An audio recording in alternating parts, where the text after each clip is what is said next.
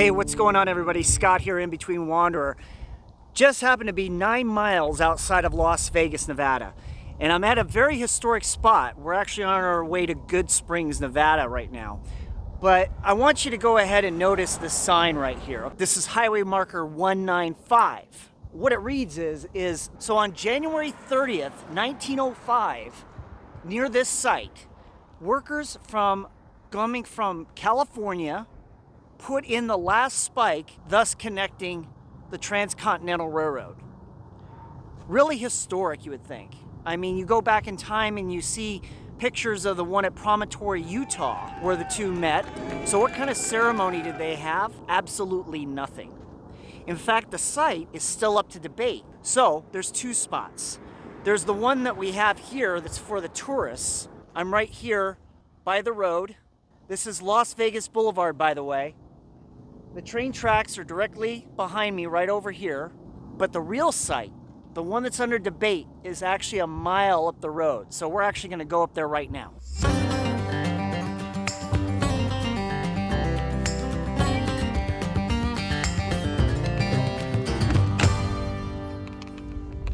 So I happen to be here at the other site, and I'm just going to go ahead and point my camera in another direction so you can see exactly where this place is. Right over there is 7 Magic Mountains. You see all the line of people that are streaming across to check out that site. I bet you none of them know the historic significance of this spot right here. Some history is just forgotten in the textbooks. You know, it would have been nice to know the exact spot where it was. Nobody really knows for sure, and anybody that did is long since passed away. Just had to stop by and see this place. We're gonna see about 20 different cool places that is historic in nature. So we've got to hurry up before the sun goes. So with that being said, let the real adventure begin. On the way to or from Las Vegas, just off the 15 freeway, you'll find a living ghost town dating back to 1868, named for the cattleman Joseph Good.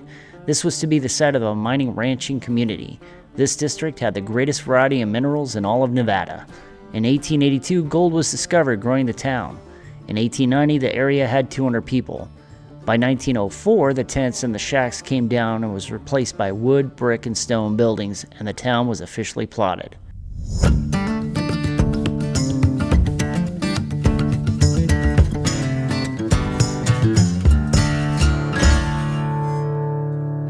Once the railroad from Jean to Goodsprings was complete, its narrow-gauge railroad could ship the ore to a 100-stamp mill, and then the town really began to grow.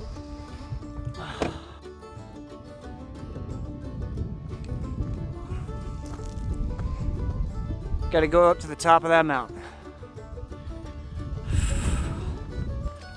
Sounds like they got a party going on down there. By 1915, reaching its peak population of 1,000, being larger than that of a very young Las Vegas. The town continued to thrive through the end of World War I, providing zinc to the war effort. By 1920, only 400 people remained. In 1930, the railroad to Jean ceased and the tracks were torn up. Soon, the mines went silent, and Goodsprings was on its way to be a ghost town. Today, it's a mecca for off-road riders, offering a vast, open, hilly terrain. I was greeted by a few of them that decided to climb the very same mountain I did to get this shot. Boy, I work extra hard to be accurate for this short video. I do recommend you take the same walking tour I did that the Goodsprings Historical Society put online. I'll put a link in the description below. I could easily do an hour-long video on a dozen different topics, but without further ado, here are the top places to see around the town. Number 1 is the Goodsprings School. The first Goodsprings School was established in 1907 in a tent. Miss Winfred Hardy was the teacher. The school is listed in the National Register of Historic Places. It was built in 1913 for $2,000, or about $60,000 in today's money. The section across the back was added in 1916. Over the years, the school has been remodeled, but still stands as complete with the 1916 addition. The bell and bell tower date back to 1913, and the school is in still use today. Number 2, Yellow Pine Mill Company Cottage. This restored cottage is typical of the housing built by the Yellow Pine Mining Company for its employees at the mill. Rose Gristle, owner of Quinn's Ice Cream Parlor, and Sarah Williams, an early school teacher, lived in this cottage after the Yellow Pine Mill closed. Number 3, the Yellow Pine Mill site. The Yellow Pine Mining Company established this site here in 1898 to crush copper ore from the Boston Columbia mines and to process the lead and zinc ores from the Yellow Pine mine. Not one, not two, but 3 fires razed this mill to the ground, the last one being in 1929, which destroyed most of the mill, and it was never rebuilt. Only the concrete foundations are visible today. Number 4, General Store Site. The only early mercantile building remaining in Goodsprings is the building that housed Sam Yunt's store. The Yunt store was constructed of local stone. In 1916, a large department store was built by Yunt's nephew George Fail next to the smaller Yunt store. The foundation of this building is still visible. The store was operated by Fail, then Jesse Knight, then Ken Housels. In 1953, the store was sold to the Roy Rogers Museum, which tore down the building and moved it to the Rogers Theme Park near Victorville, California. In Goodsprings, only a concrete foundation and 2 corrugated metal storage buildings remain on the site of Fail's store. Yunt's small store stands just to the east of these. Number 5, really needs no introduction. Welcome to the Pioneer Saloon and Cafe. This has the notoriety of being the oldest bar in southern Nevada. You can see the story and the bullet holes from a man who was shot dead at cheating cards, or tour the memorial to the famous actress Carol Lombard, whose plane crashed in Mount Potosi just 11 miles behind the bar. These 2 structures were erected by George Fail using prefabricated kits. The exterior and interior and ceilings are pressed tin. The cherry wood front and back bars, manufactured by the Brunswick Company, came from a saloon in Rhyolite and has been in the Pioneer Saloon since it opened. The bar is haunted and can be seen on TV's Ghost Adventures. The saloon has been featured in numerous movies, commercials, music videos, and Xbox's Fallout Las Vegas. I highly recommend the Ghost Burger featured on the Food Network. That is one bomb burger. Number 6, the Goodsprings Hotel site is just west of the Goodsprings Cafe. Built in 1916 by George Fail, this was the classiest hotel in Clark County. The exterior was decorated with mission-style architectural features widely popular at the time. Each room boasted hot and cold running water, electric lighting, and steam heat. The hotel's public areas were decorated with etched glass, elegant chandeliers, and mahogany paneling. The hotel hosted many of Clark County's most excellent social events in the teens and 20s. It survived until 1966 when it suffered a devastating fire. Today, nothing remains of this former great hotel. Number 7, Business District. Right across from the Goodsprings Hotel stood Beckley's men's clothing store.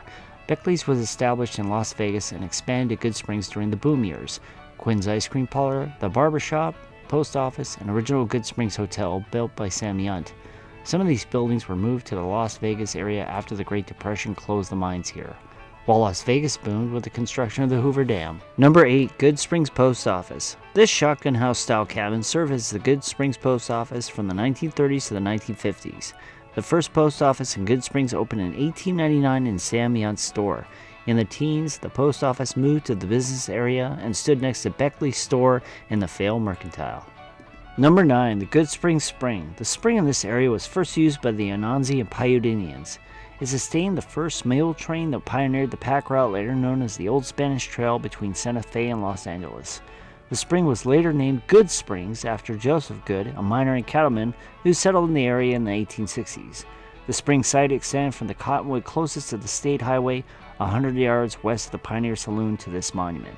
The largest cottonwoods were planted at the water sources by Good. Number 10, Cottonwood Cabin.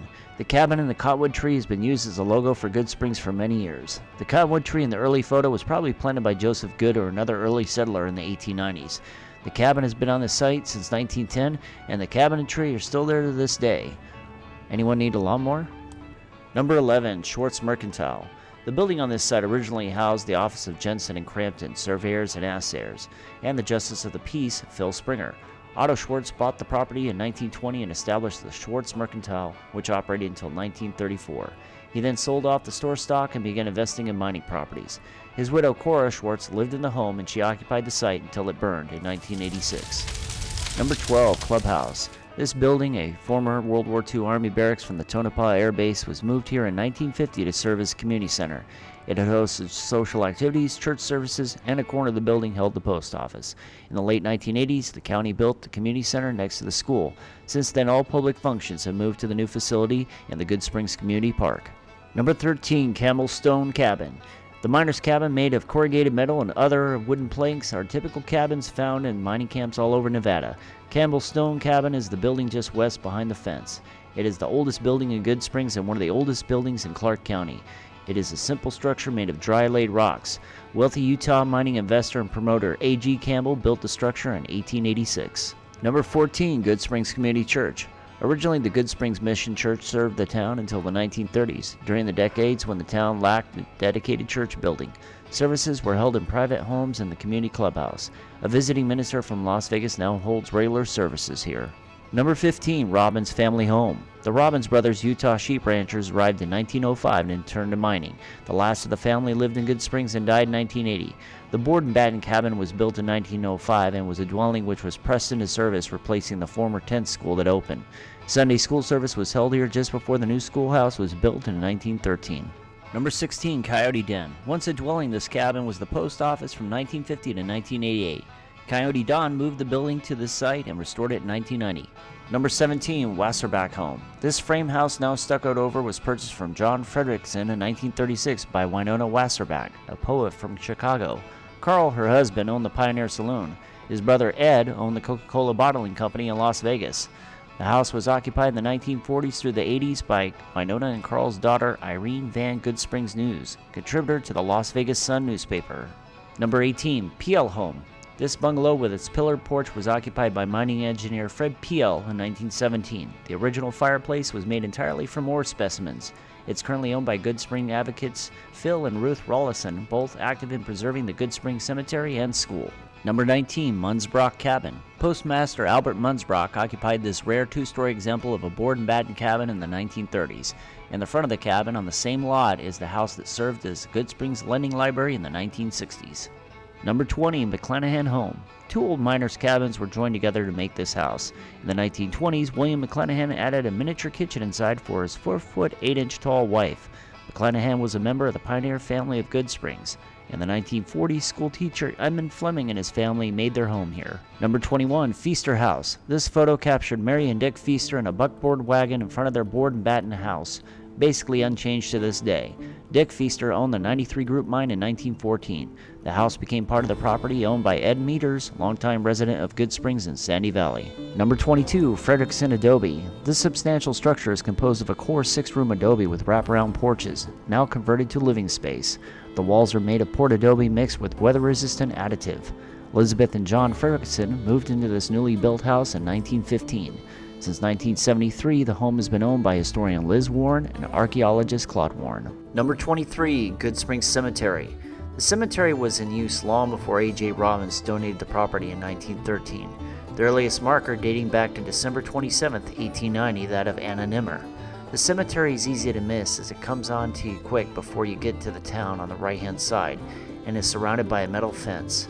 There's a marker explaining the history of the location, which also indicates that only bona fide residents of Goodsprings can be buried there.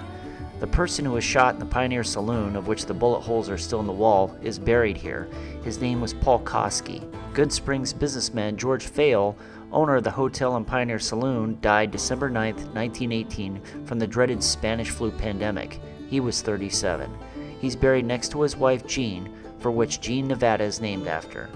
There has been a few murders in Goodsprings, one being Ruby Hill, murdered at the Pioneer Saloon October 23, 1948.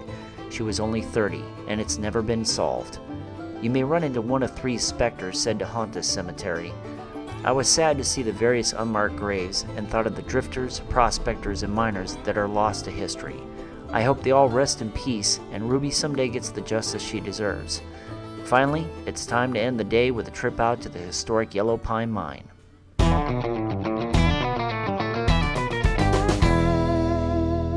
Alright, so gonna be heading over to the Yellow Pine Mine. Try to finish out the day with actually seeing a little bit of history from the mining side. So, stay tuned.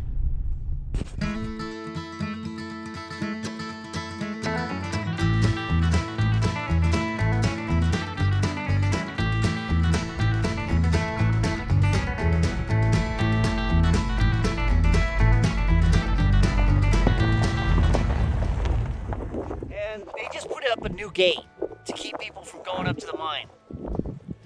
So,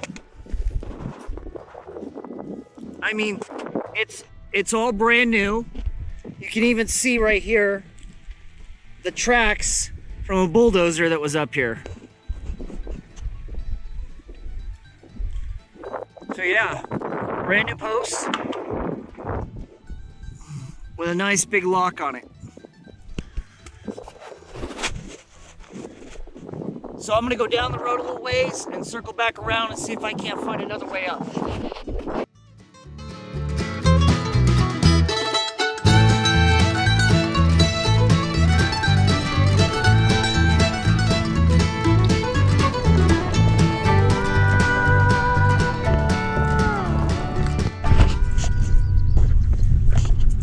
Oh, man.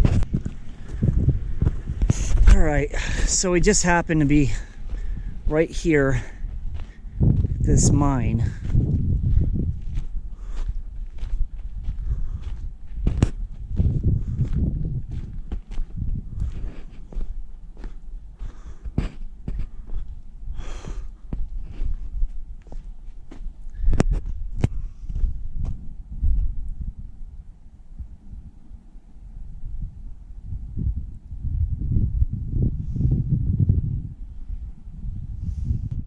They've cut off all access to the mine with gates.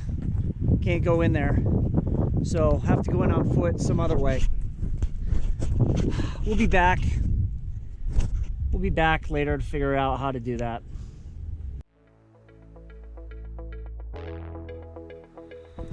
Hey, so if you're liking content like this, like and subscribe to the channel. You get updates every week of new videos that come out. I'm gonna go ahead and make my way back to civilization here. So with that being said, see y'all in the next one. Take care, everybody.